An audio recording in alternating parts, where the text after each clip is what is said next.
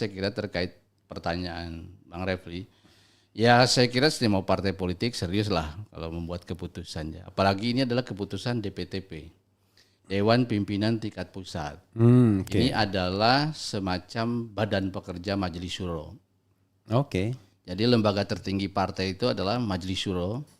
Kemudian dia punya badan pekerja namanya DPTP, Dewan Pimpinan Tingkat Pusat, yang isinya itu adalah pimpinan Majelis Syuro plus pimpinan lembaga-lembaga partai PKS. Baik DPP ada presiden, kemudian MPP ada Dewan Syariah, itu berkumpul di situ. Jadi ini pimpinan tertinggi yang memutuskan. Jadi nggak mungkin lah ini. Badan pekerja ya, di bawah Majelis Syuro ya. Ini putusannya bisa di veto Majelis Syuro nggak ini putusan yang badan? Tidak, justru Badan Pekerja Majelis Syuro itu membuat keputusan atas mandat yang diberikan oleh Majelis Syuro. Jadi Majelis Syuro itu dalam sidang terakhir itu melihat mencermati, nah mereka kemudian memberikan mandat bahwa keputusan diserahkan kepada Badan Pekerja. Makanya Badan Pekerja membuat keputusan ini. Jadi kalau ditanya masalah serius, sangat serius karena diputuskan oleh Badan Pekerja dari lembaga tertinggi partai. Tapi yang jadi persoalan Bang Iman ya, itu hanya berselang 2 hari ketika PKS mendeklarasikan Bang Iman sebagai calon gubernur. Tiba-tiba 2 hari kemudian berubah.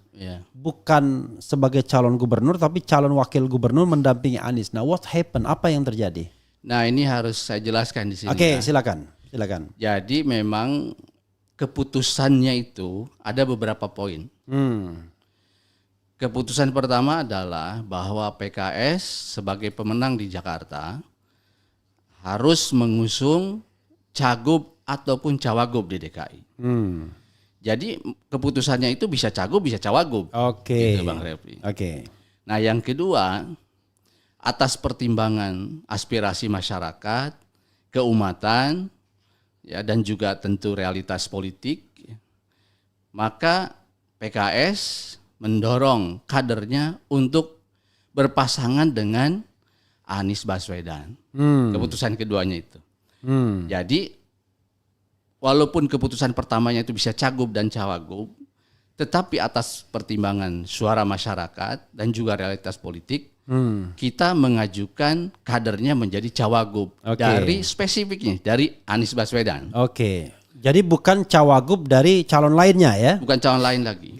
Nah yang ketiga, dalam kondisi di mana Anies dan kader PKS ini tidak bisa maju, entah karena apalah segala hal, maka kader PKS ini maju menjadi cagup dan mencari pasangan lain, mencari cawagupnya. Dengan partai. In case Anies nggak bisa maju. Nah yang ketiga, itu yang keempat ya.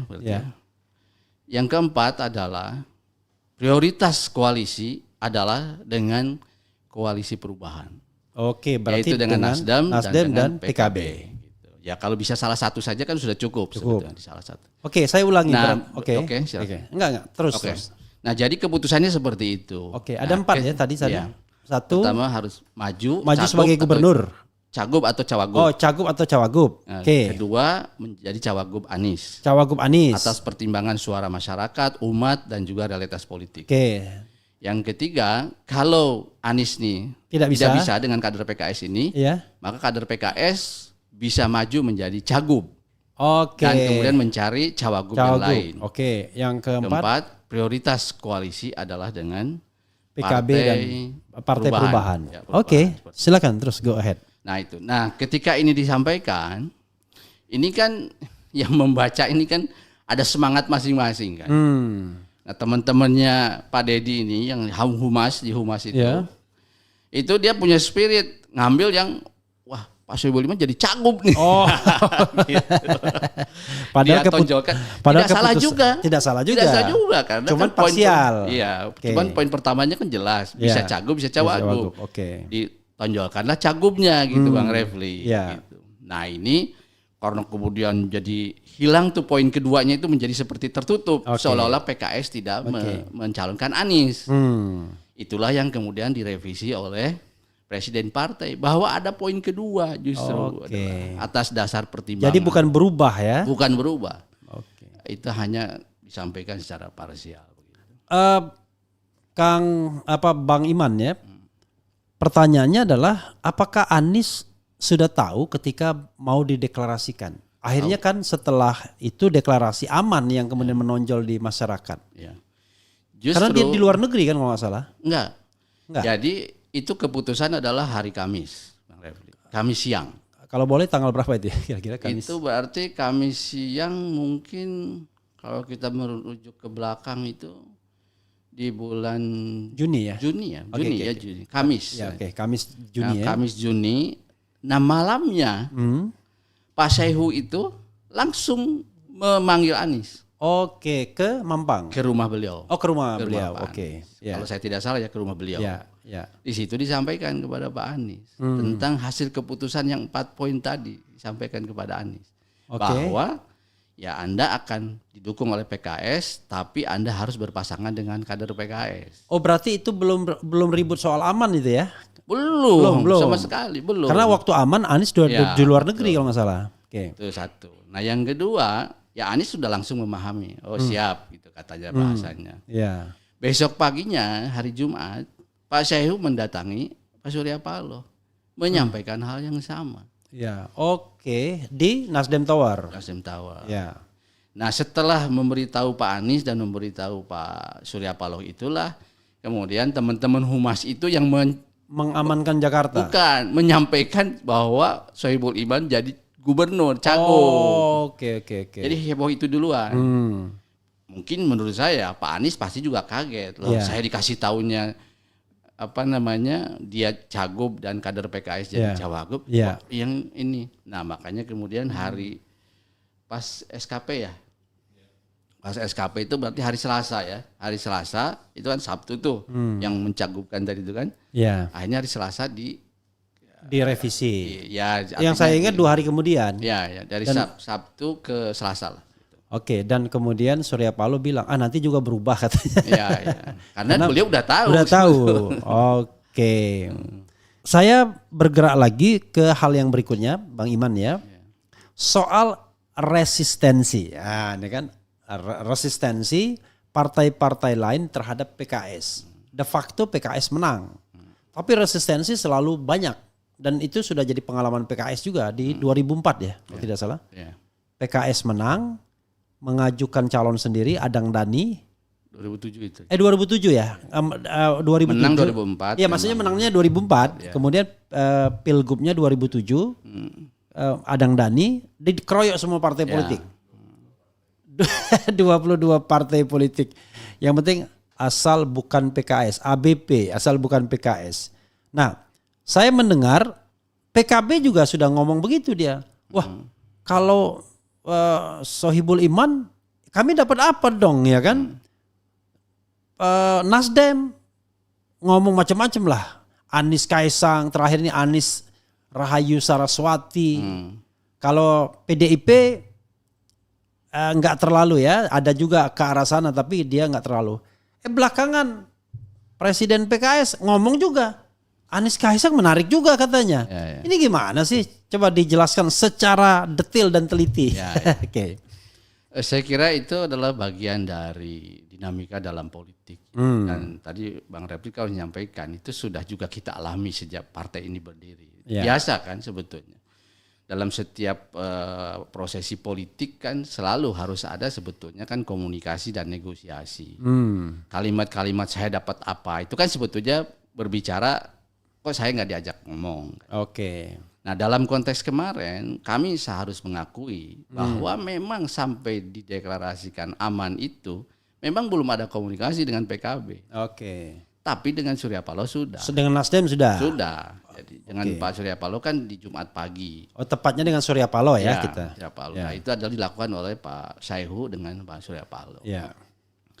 Dan info yang saya dapatkan dari Pak Saihu, ini juga saya lupa udah nyampein atau belum gitu ya. Itu sebetulnya kalau nggak keberatan agak dekat ini Ustaz. Nah, ini kan agak peka soalnya. Ya. Itu nama kader PKS yang kemudian muncul adalah nama saya, itu juga sebetulnya nama yang keluar dari Bang Surya Paloh. Jadi saya dengar dari Pak Saihu, Pak Surya Paloh itu mengatakan, udahlah Anies dengan kader PKS. Ya. Tuh bisa Sohibul Iman, bisa Mardani. Oke. Jadi ketika kemudian PKS kemudian memutuskan saya, ya bukan nama yang mengejutkan beliau. Oke. Beliau tidak terkejut sama sekali karena itu nama yang memang Keluar dari itu beliau. disampaikan oleh Pak Saihu seperti itu. Oke. Tapi Bang Surya Paloh mengatakan dia tidak bisa seperti waktu Pilpres. Dia mendeklarasikan duluan. Iya. Silakan PKS duluan. Itulah yang saya bisa pahami kenapa Pak Saihu berani mengumumkan tentang ini secara gamblang gitu. Oke. Karena beliau merasa ada dukungan dari Bang Surya Paloh. Nah ke Caimin, kebetulan Caimin kan lagi haji. Beliau tidak bisa berkomunikasi. Katanya sempat bertelepon, tapi ya tentu beda lah gitu. Ya. Saya juga tidak memastikan apakah benar-benar ngobrolin tentang itu atau tidak gitu. Tapi intinya adalah memang dengan PKB itu belum ada komunikasi. Makanya kami sih wajar kalau kemudian PKB kaget gitu. Kok seperti PKS sudah punya golden ticket dan sebagainya. Saya kira itu pendapat yang benar saya kira mereka, dan kita tidak berpikir macam-macam. Ya begitulah saya kira dalam politik ketika komunikasi belum tuntas ya pasti ada reaksi-reaksi seperti itu. Oke, saya dalamin lagi. Tapi Pak Saiku bilang kalau Anies mau mendapatkan dukungan PKS, ya sama kader PKS. Kalau nggak sama kader PKS ya intinya walaupun tidak eksplisit saya baca di berita ya nggak bisa gitu. Karena kader PKS itu militan. Kalau ada kader PKS di situ dia bekerja. Tapi kalau enggak ya bekerja separuh-separuh atau mungkin enggak bekerja sama sekali. Tanggapan Bang Iman? Ya saya kira dari keputusan itu kalau diambil kesimpulannya ya ke sana. Kan tadi yang nomor 2 itu kita atas dasar aspirasi masyarakat kita mendukung Anies, ya kan? Tapi kan nomor 1-nya bahwa PKS ingin kader PKS ada di dalam Cagup atau di dalam Cawagup, ya kan? Artinya itu adalah 2 keputusan yang tidak bisa dipisahkan. Oke. Gitu. Karena itu saya kira kalimat dari Pak Saihu ya seperti itu menurut saya implikasinya. Oke, itu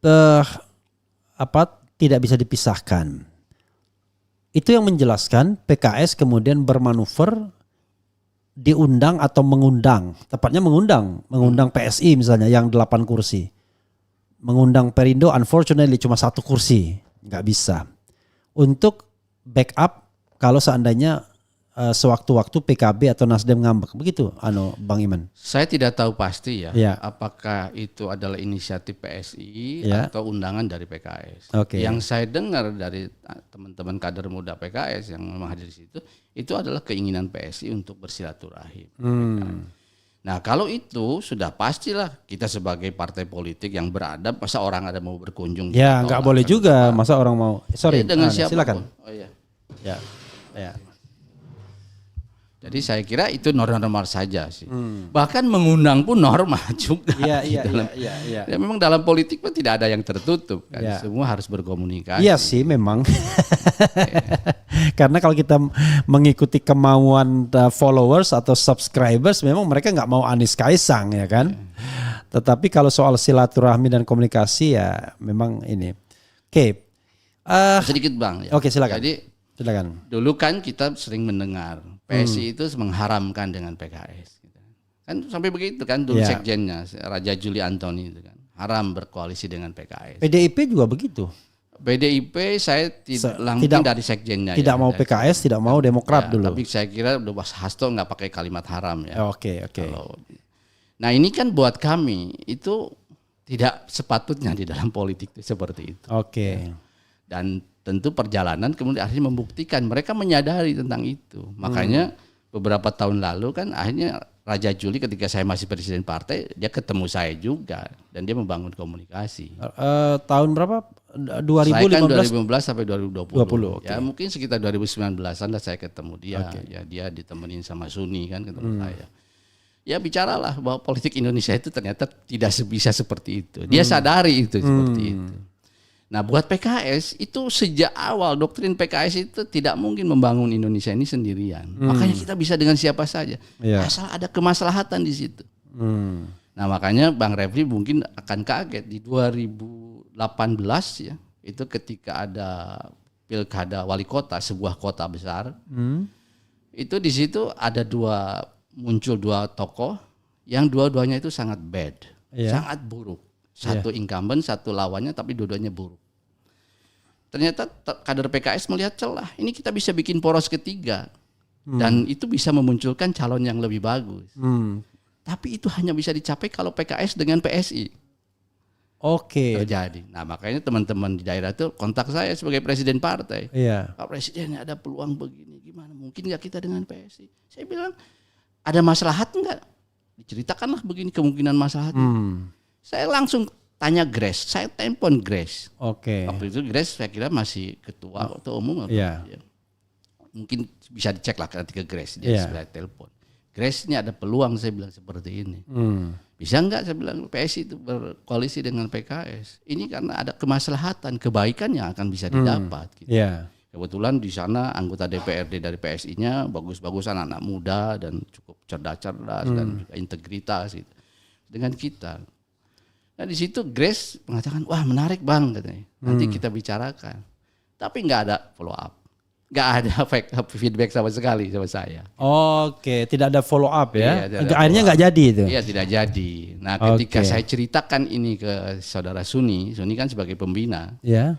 Suni saya bilang, Anda nih telat, saya bilang ngajak kerjasama dengan saya udah ngajak dari awal. Bilang sama siapa? Pak Iman, ini sama si Grace. Ya salah bilang, jangan ke si Grace, ke saya. Maksud saya ingin menggambarkan. Karena Suni ke Ahok, Ahok ke Jokowi mungkin ya.